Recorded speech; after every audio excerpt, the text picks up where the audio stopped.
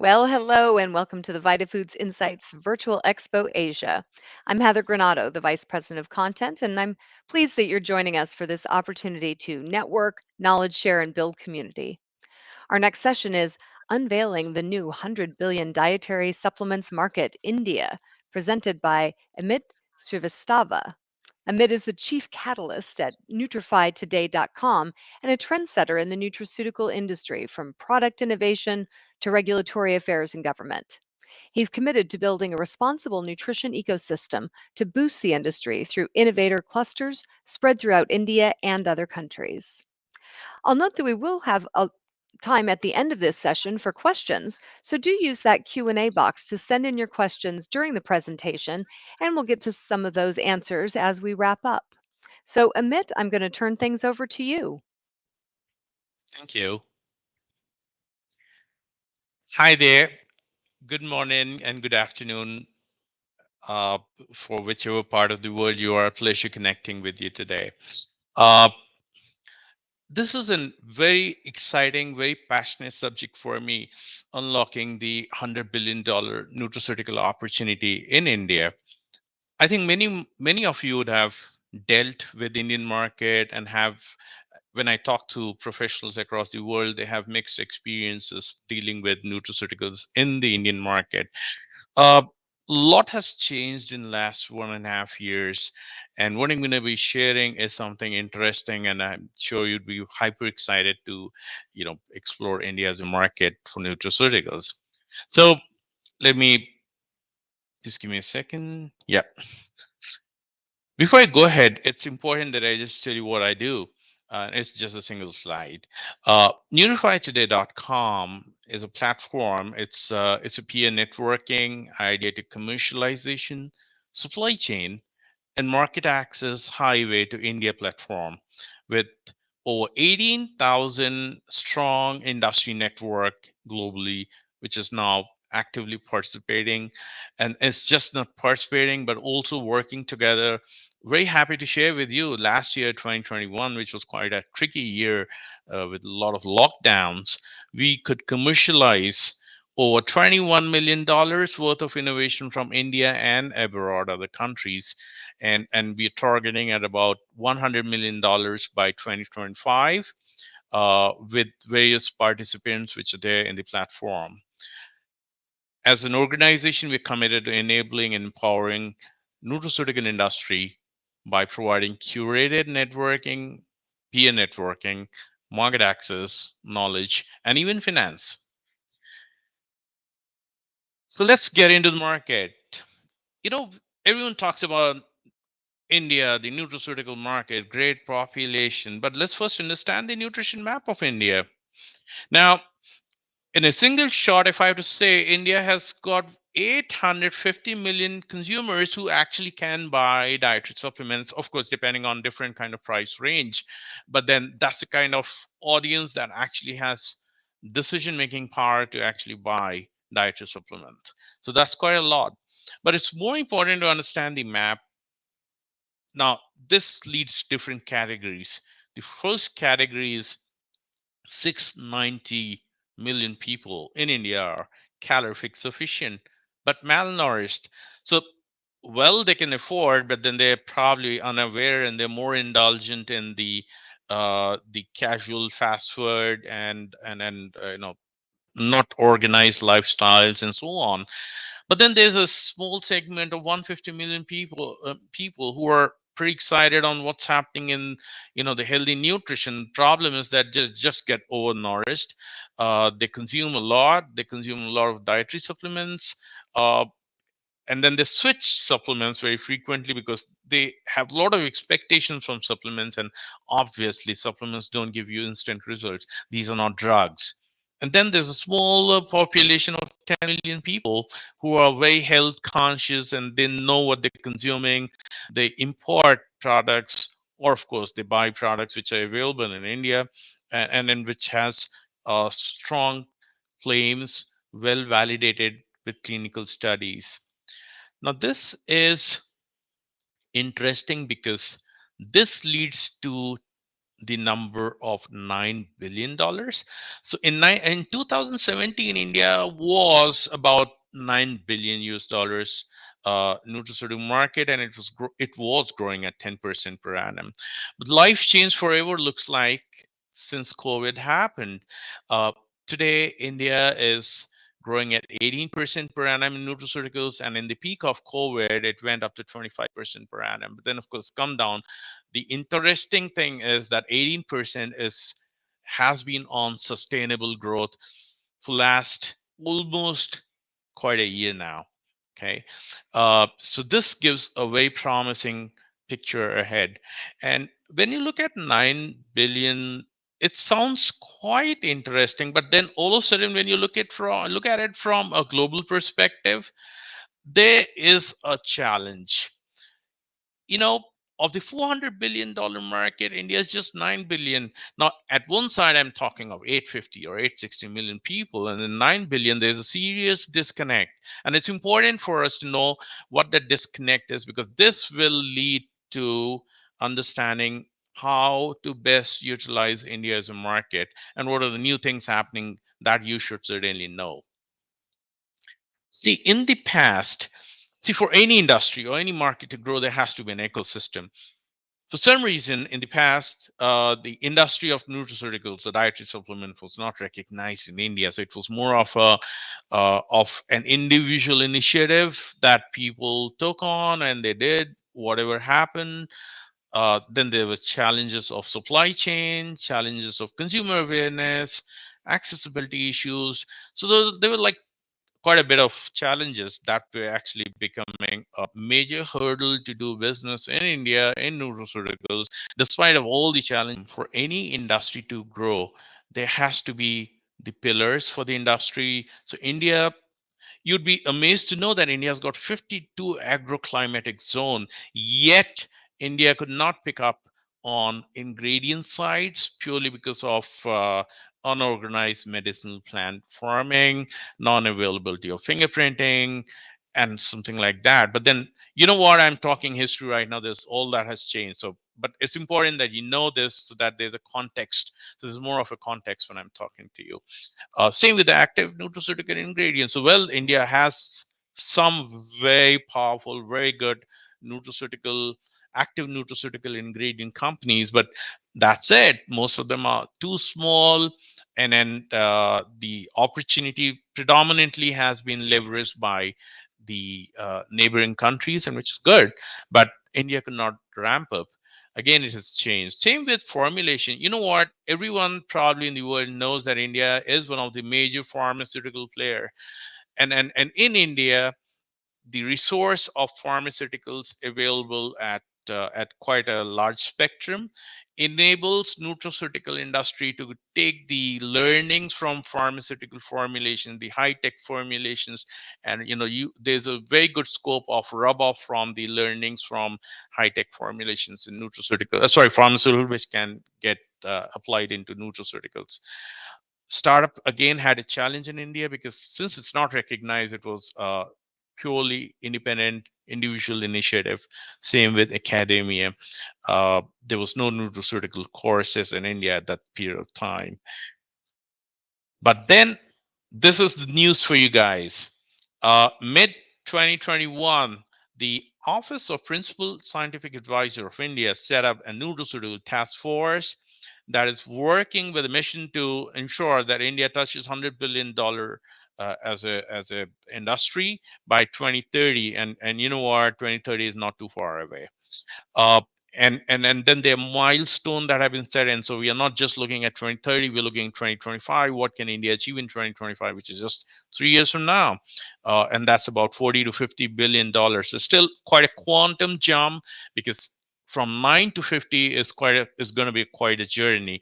And putting in a number is easy, but then how? That's more important, because that is what is going to bring in believability and interest in the industry to jump onto this new opportunity, a gold mine that has opened up. The impact is multi-directional. So let me start with ingredients and then I'll get on to formulation. So in ingredient, we all have enjoyed, we know, most of us know curcumin, the success story of curcumin, ashwagandha, and bacopa. Now, that's sitting at about a debatable number, but then in our calculation, it's gone somewhere around $360 million. Now, imagine India has got 1,700 documented medicinal plants, and with the new policies coming up, they opening to the world. We, when I say we, it's basically the industry, is sitting at a potential of about 270 to 350 billion opportunity in the making.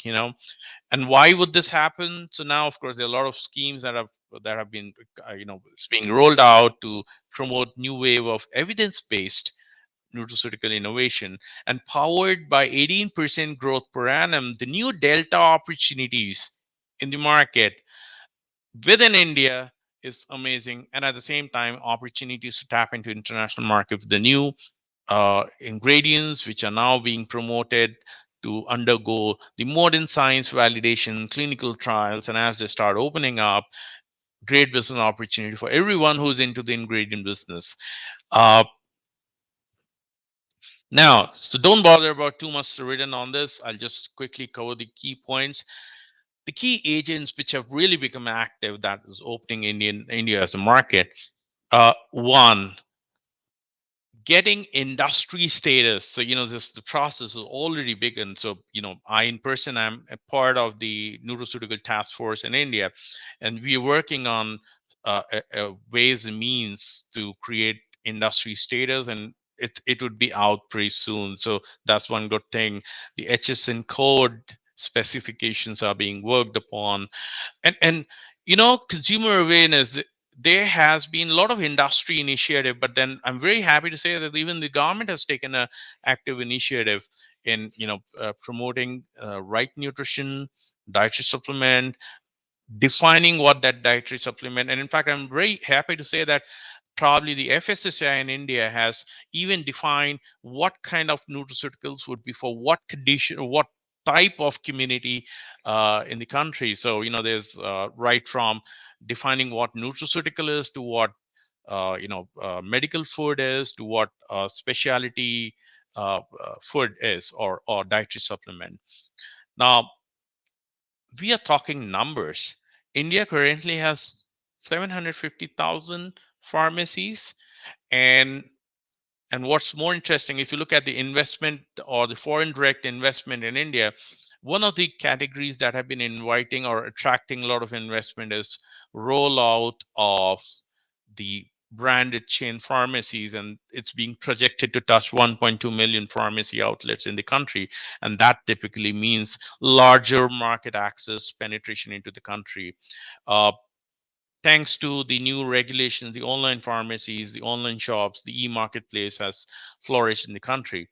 Uh, Another area which is very unique, I find it's pretty unique in India, is the pharmaceutical industry and the nutrition industry are deeply engaged with dietitians and nutritionists in the country, and they're working with them, not only educating them but also reaching out to the consumers in choosing the right supplement for when it's a right supplement.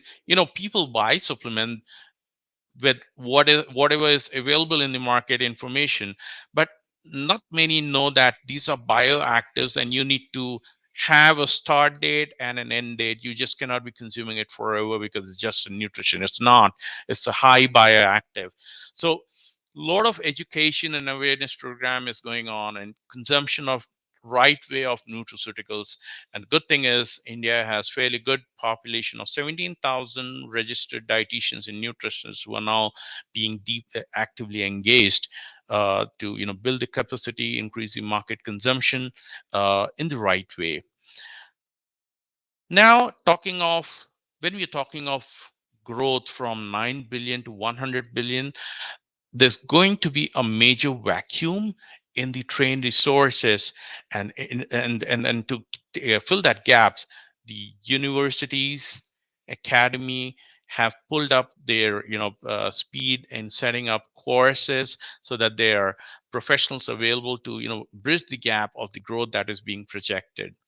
The good thing is, it's not just that it's going to happen, it's already started to happen. What did not happen 4 years back in the country or 5 years back in the country is all of a sudden happening at a phenomenal speed. You know, amazing success stories. Of course, you all know that Blackmores have just entered India, but then the lot of startups attracting major venture fund from large venture firm companies like Sequoia Fund and so on, Matrix Fund, and they've gone not only big but gone global in the last 3 to 4 years. So it's really fast, right from brands like FastNap or Wellbeing or Oziva. Nanoveda is a Swiss company actually, which started out of venture of India, and they've gone global. Nutrihans, Esper Nutrition. There's just many. I just listed some of them, but very interesting to note the kind of quantum growth that these startups have taken up, and they've gone global starting from India. That's purely because of the growth rate that India is showing now, and the new opportunities that are opening up because of the government initiative.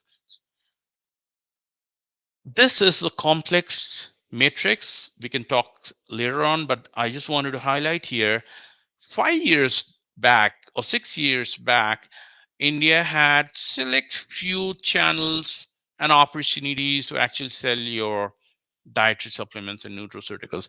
Today, there are around 50 ways or 50 channels which exist for you to reach out to consumers. So it's pretty far more evolved supply chain system now that actually is expediting the growth rate. And maybe it's this reason that the names that I just talked of, whether it is FastNap or Esper, they have grown probably because of the the entire supply chain as well as the market access opportunities have opened up, and it's pretty evolved now.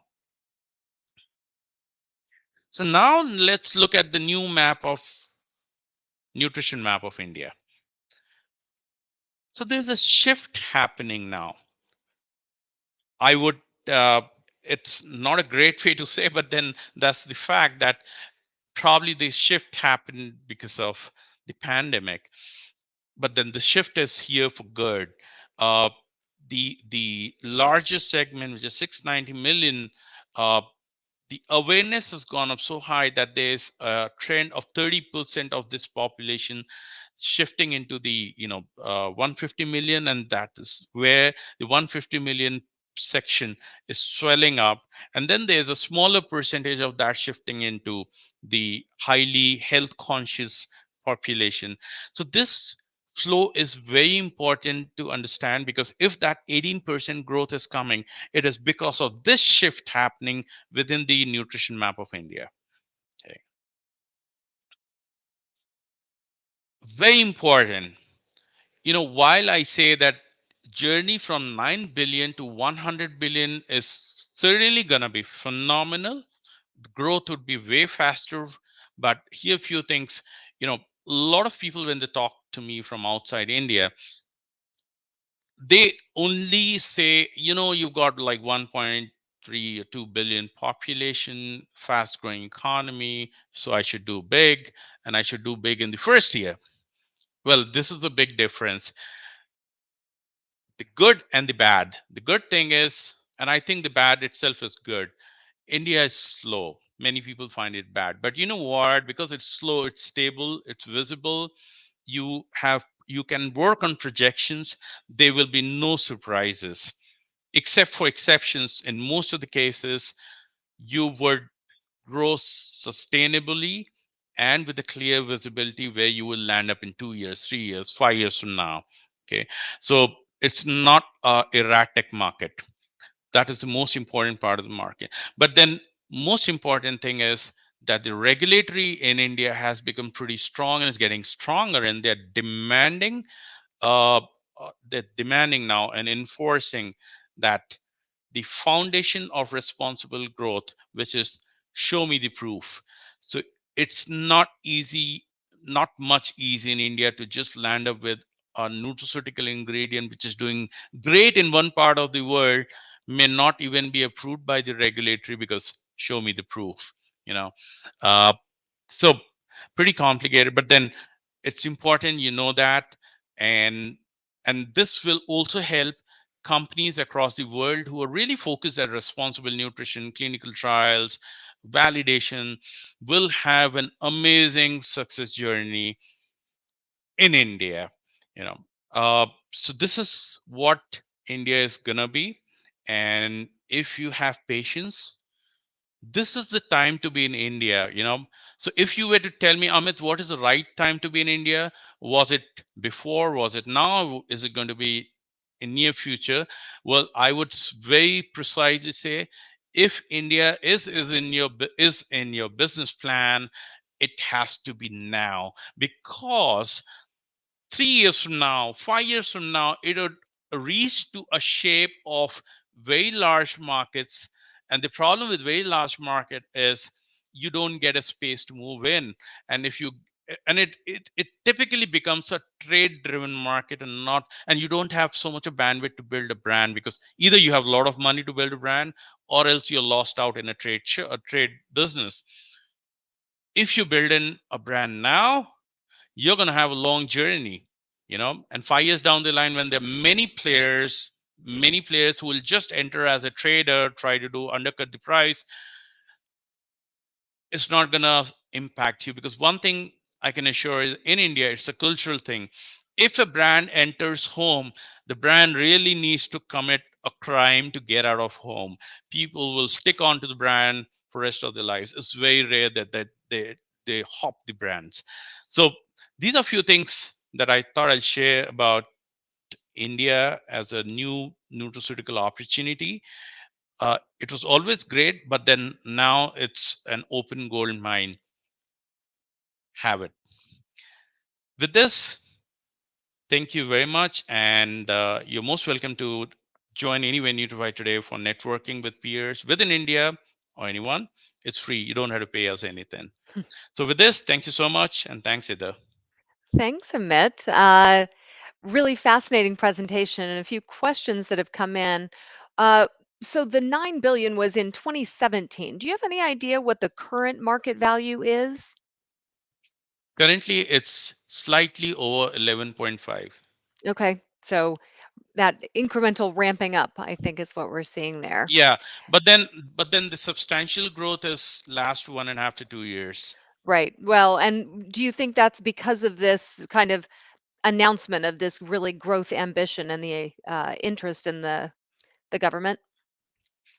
Exactly, yes. 1 week back, there was a big news, and I got calls from all over the world. Actually, the government of India has actually allowed availability of dietary supplement in the government pharmacies, which have much deeper root supply chain access within the country. So now we are talking of bottom of the pyramid access. That opens up absolutely new opportunity altogether. Hmm. Question that came in, and this was something I was actually thinking, whether you expect local or foreign countries to or companies to have a greater impact on the growth of the market in India. It is. Uh, it is, and I'll give you a more detailed answer.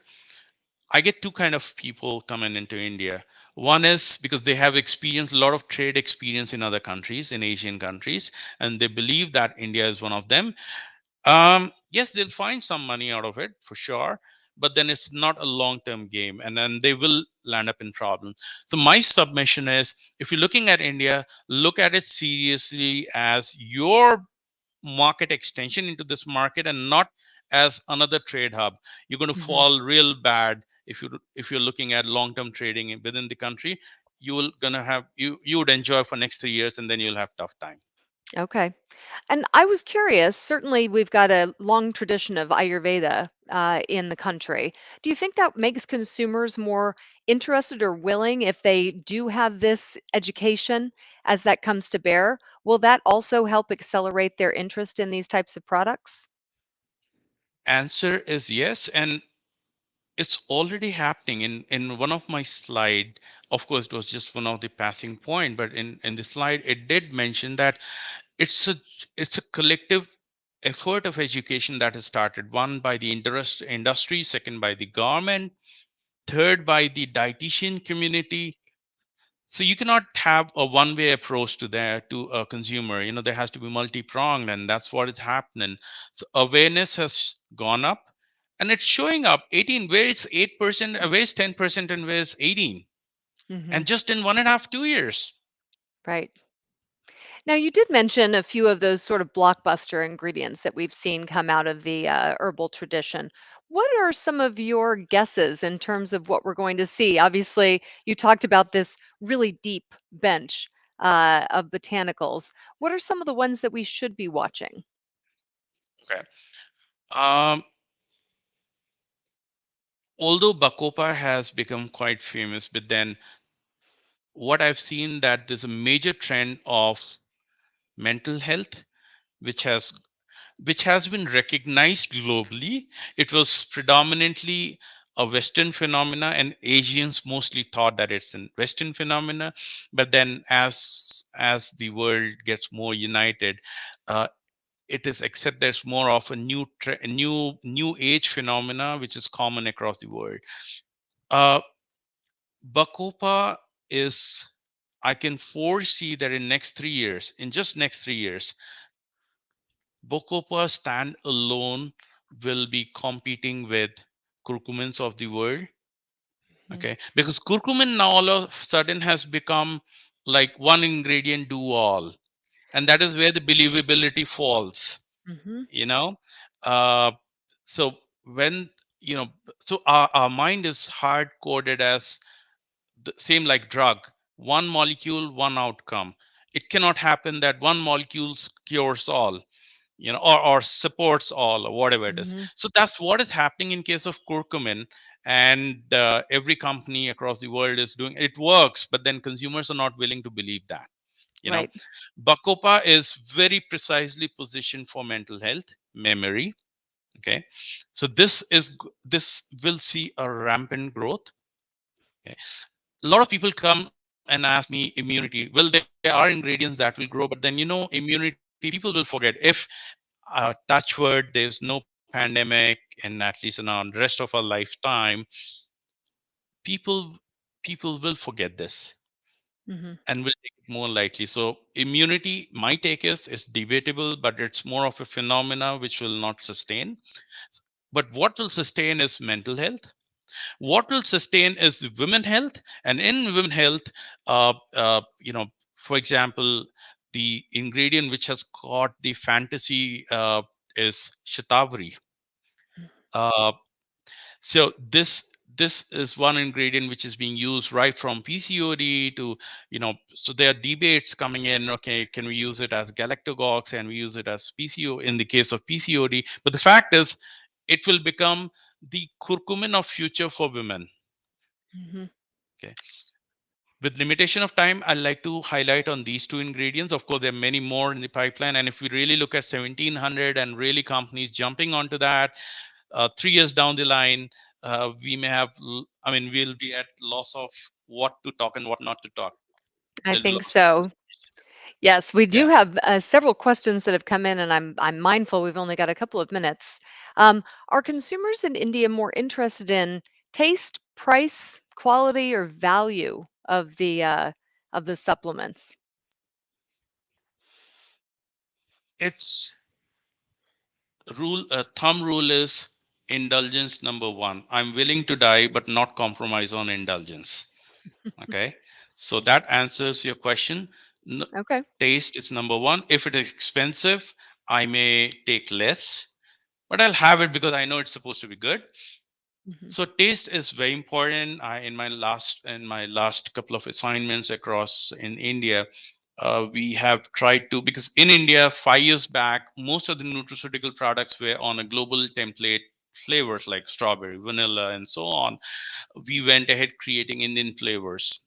I mean, when I say Hmm. Indian flavors, basically we took help of large organizations creating products with Indian flavors, which are more traditionally aligned. For example, in India, whether it is North or South India, buttermilk, for instance. Buttermilk is a commonly accepted drink with food, before food, after food, and so some drinks were created, some protein drinks were created in buttermilk flavors. So, it's so it goes as a psychological acceptance of taste and flavor. Outcome. Outcome can be proven in India only through medical doctors. No clinical paper will convince anyone. Okay. So in India, a medical doctor or a dietitian are the key influencers. Mhm. If they're convinced, and of course they know how to get convinced because pharma has well trained them, and you got, if you have scientific papers to back up, you will have an amazing journey. And if a doctor says that it's good, you are done. You are having a good time. Absolutely perfect. Well, Amit, we've run out of time for our questions, but I would invite our audience to please connect in on nutrifytoday.com for making those connections and having that dialogue, and certainly to connect with you directly for more on this amazing market opportunity. So, Amit, thank you so much for joining me today. I so appreciate it. Thank you so much. Have a good day to every one of you. Thank you, and goodbye.